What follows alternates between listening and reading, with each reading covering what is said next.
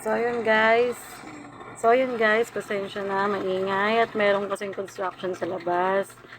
Base kasi sa nalaman ko na bawal na po mag-post ng profile ng ibang mga content creator na ipopost mo sila or mapiplex sila.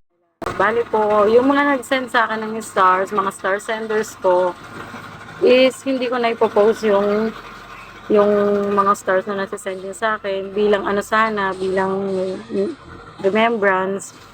Bali, magti-thank you na lang ako sa inyo via text sa post. Ganun na lang po. Kasi po, bawal na po ngayon. Baka magkaroon na naman po tayo ng violation.